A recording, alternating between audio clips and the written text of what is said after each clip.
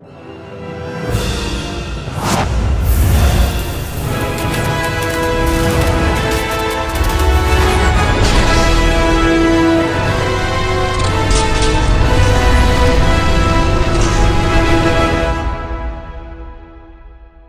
going on, everybody? Welcome back to another video, and in today's video we're going to be talking about hopefully the first season, but if not, just the series Hawkeye, the latest Marvel Studios Disney Plus TV series that comes in at only 6 episodes. And I'll start off by saying that I was super disappointed to see that when this episode was coming out. I completely forgot that this week was the season finale, and I should also say that I was hoping to get this video out way sooner. Moving forward with other MCU shows and Star Wars shows and stuff, I may get back into the episodic reviews if there's enough of a call for it, but I will at least start doing the review for the whole series right after the last episode airs, a lot closer to when that episode airs. But it's still the first day since this finale's dropped, so yeah, let's just talk about the series. What I will say is there won't be any spoilers in this. If you have not seen the series already, and I know a lot of people tend to like to wait so they can binge it all, you don't have to worry about spoilers here. I will give a spoiler warning near the end of the video, and at that point you can hop off the train, and we'll talk about a couple of things with some of the others here who have already seen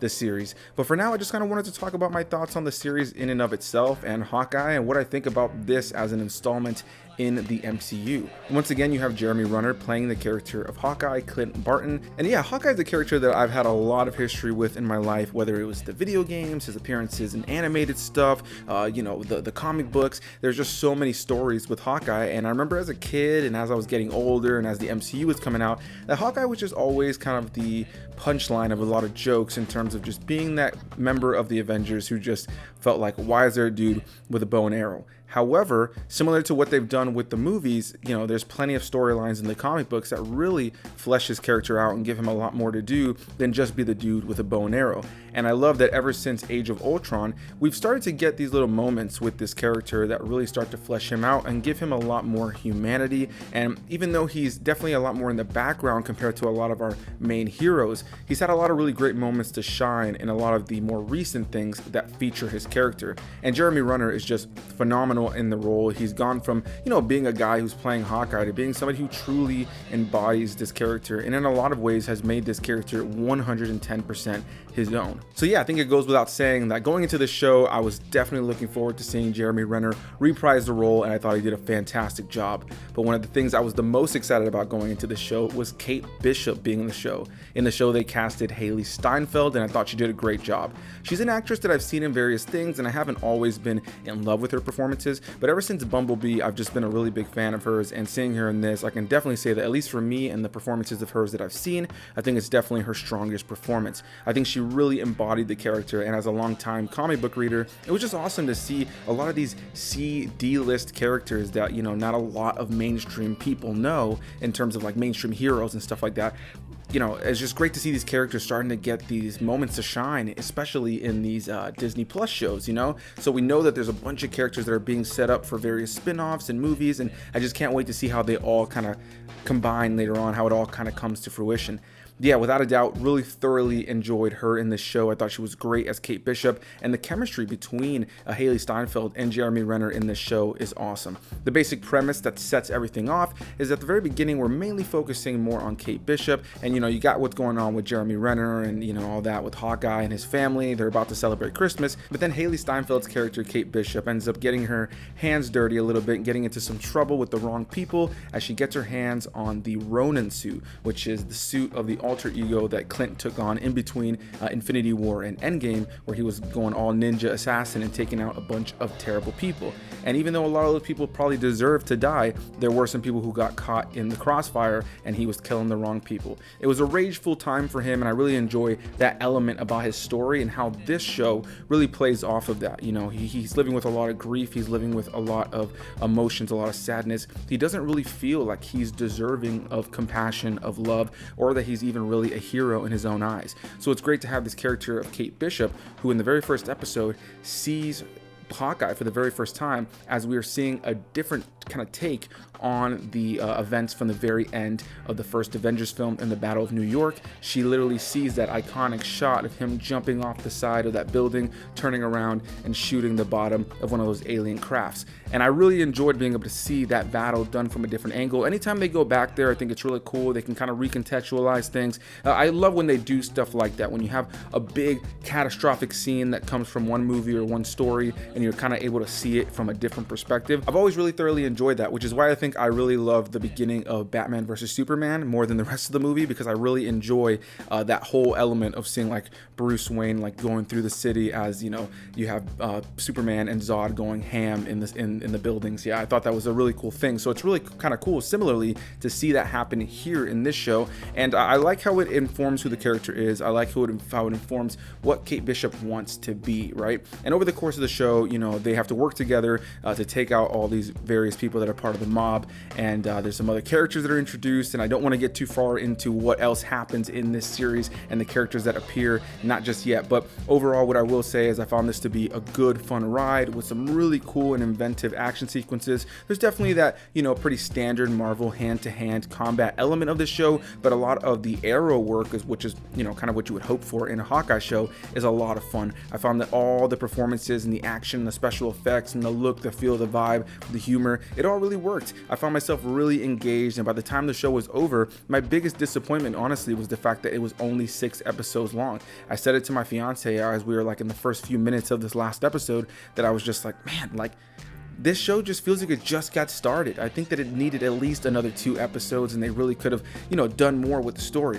With that said, I'm really appreciating Marvel giving us these very tight and contained stories that in a lot of ways are just, you know, elongated movies that can play as their own stories amidst all these other stories that are, you know, not a part of the movies. But I really enjoy that they're, you know, have their place in the MCU. And I like the fact that we can have shows that are maybe a little bit bigger, like a Loki in terms of concept and maybe the stakes of everything that's going on. But then you also have things that are a little bit more grounded, a little different, a little more self-contained. Even something like WandaVision, it was very contained to that location and what was happening. And I'm really looking forward to just seeing how all of these shows kind of start to be, you know, played off of in the movies and stuff. So yeah, without a doubt, love this show. I also want to give praise to Vera Farmiga, who's in this show playing Kate Bishop's mother, Eleanor. And then you have Tony Dalton in this show, who's great. I thought he was fantastic. Really looking forward to seeing his character slowly become the comic book version of who he is. I really hope they give him the suit where his stash is really highlighted. I've always thought that's like the goofiest thing about his character in the comic books, is that he's got this, you know, superhero costume, but you got to make sure you see the stash. So I wonder if they'll do that. Very curious to see if they do. And definitely want to give some praise to, I don't know how to pronounce her name, so I do apologize if it's wrong, but Alaqua or Alaqua, I'm going to say it's Alaqua Cox, which is the character of Maya in the show, who's a mute character who kicks a lot of ass and has a vendetta against the Ronin. But I am really looking forward to seeing what they do with her character as time goes on, because in the comic books, I already know that she does become the character of Echo. I'm sure most Marvel fans who are seeing her character know that she becomes the character of Echo at some point, and I am curious to see what they do with that, because they have announced that Echo is going to be one of the Disney Plus TV shows that's coming in the future. So very much looking forward to seeing how that all plays out. I feel like her character could have been given a little bit more to do over the course of the show. She was a little bit one note when you really think about the whole series, but I did enjoy her performance for the most part. So yeah, what I'll say as my final thoughts on this show is I thought it was a great time. I think if you're a fan of the MCU, if you're a fan of Marvel overall, just all of that jazz, if you're just a fan of a good action TV show, definitely hop into this. With that said, I think this is definitely a show, though it tells its own story, is that is very reliant in a lot of its big moments and a lot of its emotional moments in you having seen all of the MCU up to this point, and maybe even a little bit more. That's where I'll leave it at. But yeah, this definitely requires that you've seen, you know, the movies up to this point. You know, it definitely calls back to a lot of things from Infinity War and Endgame and previous Avengers movies in general, and the Black Widow movie. There's just a lot that this movie really pulls from in terms of its storytelling, and yeah, I do highly recommend being caught up in the MCU to fully appreciate this show. So I'm going to go ahead and put up my spoiler warning. This is your spoiler warning. I will be getting into straight up spoilers right now. So if you don't want to hear any spoilers, just go check out the show. 6 episodes. They're about 30 to 40 something minutes on Disney Plus, and I do recommend it. So spoiler time. They brought back the Kingpin. Vincent D'Onofrio is back, and I love that the episode that teased that he was back came out the day before Spider-Man came out, because then when you go and see Spider-Man, there's a big tease in there for something that kind of has to do with that world. I'll leave it at that because I don't want to give straight up spoilers for Spider-Man, but what I will say is there is some sort of connection there, and I guess you would kind of have to assume that that would be the case because it's what Marvel does. They wouldn't release a Marvel movie in between a couple episodes of a series without having some sort of plan there. So you kind of have to expect that. But yeah, to see Vincent D'Onofrio come back as Kingpin is amazing. And, I just can't wait to see what they do moving forward. I hope that all of the Netflix Marvel characters start to make their way into the MCU as time goes on. Because, the very first season in particular of Daredevil, talks about the Battle of New York. And they definitely, set that show within the same universe of the MCU. So it's 110% doable. There will be that element of like, where the hell have you guys been when all this shit's been going on in New York City? But I'm sure they can figure something out. But what I really think is cool is that when I started this YouTube channel, within the first couple months, a video that I currently have unlisted and that nobody can see anymore is just a really poorly filmed video where I wasn't feeling well, and I look back on it, it sounds terrible, but anyway, it's a poorly filmed video where I talked about the cancellation of all of these MCU shows that were on Netflix, or at least just the Marvel shows that were on Netflix. Daredevil, Punisher, Luke Cage, Jessica Jones, Iron Fist, The Defenders. I really enjoyed all those shows. There was definitely weaker ones, there was definitely weaker elements for sure, but ultimately I enjoyed the shows, and when they were all coming together for The Defenders, I thought that was great, even though the season maybe it wasn't the strongest in terms of writing, but it was still thoroughly entertaining. And I was really excited to see what they would do with more of that and when they would finally integrate them in with the characters from the movies. So to see them finally doing that now is amazing. To finally be at this point, I do remember that when that whole cancellation thing happened, there was something that came out about the fact that in the contracts, when they canceled the shows, the contract said that Marvel did not have the rights to use these same characters on screen for like another 3 years or something like that. I think that was the limitation that the contract had. And here we are. I just celebrated 3 years on my channel. That happened a few months into me being on YouTube, maybe a month and some change, honestly, not even that long. And so to now be just a little bit over 3 years from when I started the channel, and at the time thinking, oh my God, they can't use the characters for 3 years, now be 3 years into the future, and there's been, no shortage of comic book content, and to now be here where these characters are going to start being used is awesome. So yeah, everybody's going to be talking about Kingpin. I know he's probably been spoiled for some people because people are terrible, but yeah, really thoroughly enjoyed that. And so the other big spoiler that's in this season, maybe not as big of a spoiler as Kingpin coming back after all these years, but is Florence Pugh coming back as Yelena. Really enjoyed being able to see her character come back. She's easily becoming a favorite for me when it comes to the MCU overall. I really thoroughly enjoyed her character in Black Widow. I said it in my review for Black Widow. She was my favorite character, my favorite part of the movie. I thought she was really funny and engaging and emotional, and I really was captivated by her character.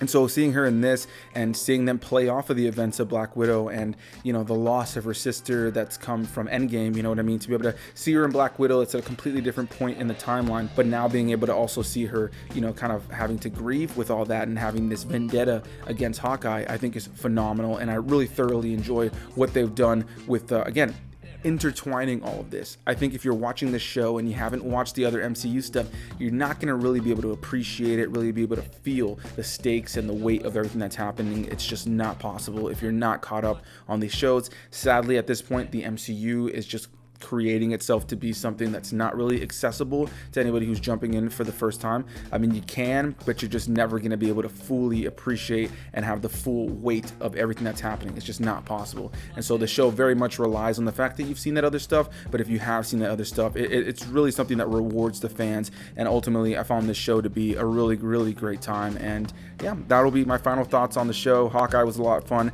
I hope we get a season 2. I really do. It seems like we will be getting the passing of the the torch like in the comic books, where Hawkeye, you know, is no longer Hawkeye and Kate Bishop takes on the title of Hawkeye. So yeah, I really hope that we do get that. I hope that she does become Hawkeye, and yeah, I think Young Avengers is definitely coming. I think they're also kind of setting up the Dark Avengers and kind of setting up Thunderbolts with some of these other characters that have been showing up in different movies and shows, and ultimately I think Marvel is about to show us just full throttle comic book nonsense and insanity, and I can't wait. So a big thanks to you guys for watching. Didn't mean to go on for this long, but I do appreciate it. If you guys enjoyed the video, please hit that like button. If you guys have plenty of thoughts, please leave a comment down below. Definitely can't wait to hear from you guys, and yeah, subscribe for more videos, and I'll see you guys in the next one. Bye-bye.